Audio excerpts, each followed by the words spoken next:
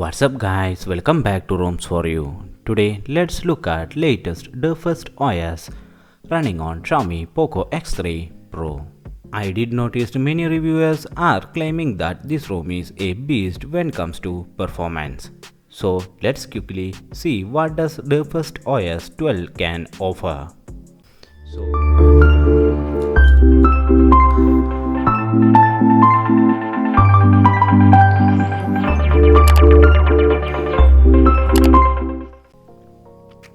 So to begin with, let's quickly get into about font session. Android version is 12 and the first version is 12 official.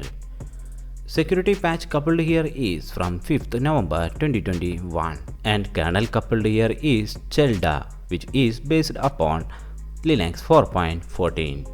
SE Linux is by default enforcing in this build. When you come to system settings, there is no options available for OTA check. Developer option is by default enabled in this build. Normal backup as well as multi-user management are available here. You may able to navigate in between gestures from here. When you come to security session, ROM does comes out with fingerprint. There is no option for face unlock as of now. Fingerprint and screen lock are working without any issue. Almost all the time I have tried, they are pretty much responsive. Out of the box, the ROM is encrypted. Moving forward, under wallpaper and styles, you will be able to switch in between dark and light themes.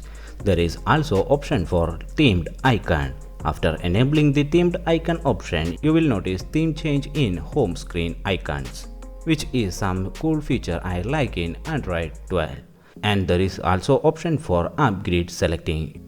Moving forward, under display settings, there is option for brightness management, lock screen settings, screen timeout setting, font, display size, and finally refresh rate settings are available here. You will be able to select minimum and maximum refresh rate from here. There is also option for enabling refresh rate on screen. Keep in mind that this is screen refresh rate, not the FPS. And tap to wake as well as accidental wake up are available. You will be also able to select icon themes from here. When you come to storage session, after installing almost all the application, ROM was consuming maximum of 25 GB. And there is also support of micro SD card. I didn't notice any issues with storage session. Another option here is disk space. This option does include almost all the customizations towards this ROM. First option is status bar. You will be able to manage almost all the notifications from this option. Battery settings, career label, clock and date settings, status bar icons as well as traffic and miscellaneous. All these options are working without any issue.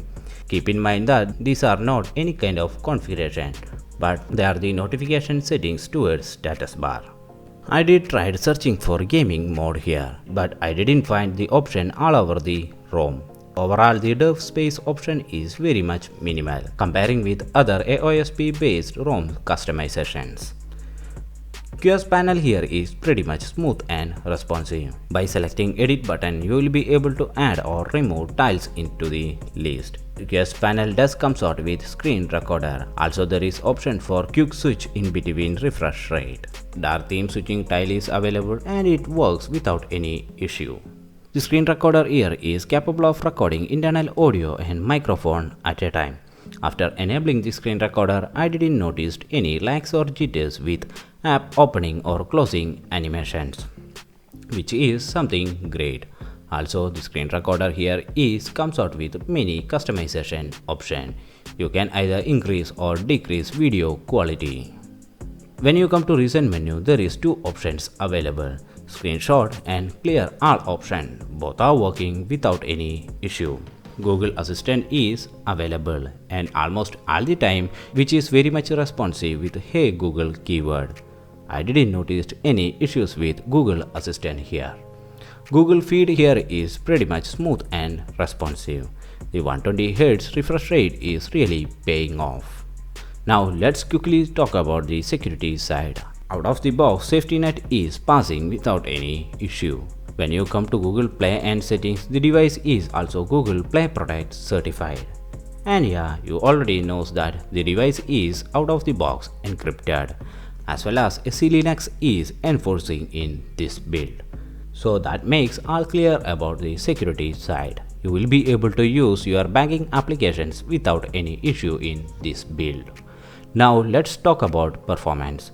When you come to benchmarking, AnTuTu scores 5,42,000 plus, which is of course a decent score for Snapdragon 860, but not the mind-blowing one. Geekbench scores for single core 784 and multi-core 2582, which are of course another decent score for Snapdragon 860. To understand more about performance, I did do a 30-minute CPU throttling test, and the result was really great. The ROM did manage to pull out 2,52,000 plus as its average GIPS value, which is something great. Keep in mind that the ROM did manage to achieve all these scores by selecting gaming thermals. If you don't know how to select performance profiles, go to your settings and battery settings. You will be able to select performance profiles from here. So that being said, next is gaming test. BGMI with Smooth plus Extreme settings.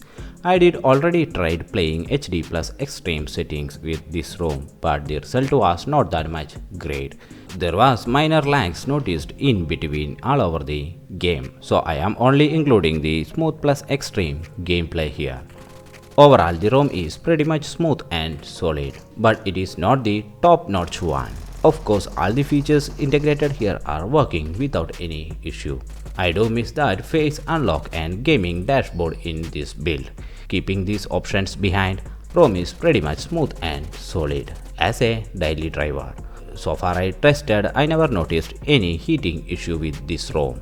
Overall, I was getting more than 9 hours of screen on time with average gaming, which is something great. So that's it guys, this is all about latest DevFirst 12 running on Xiaomi Poco S3 Pro. Hope this video was helpful to you. Like and shares are always appreciated. Keep on watching the gameplay and I'll catch you in next one.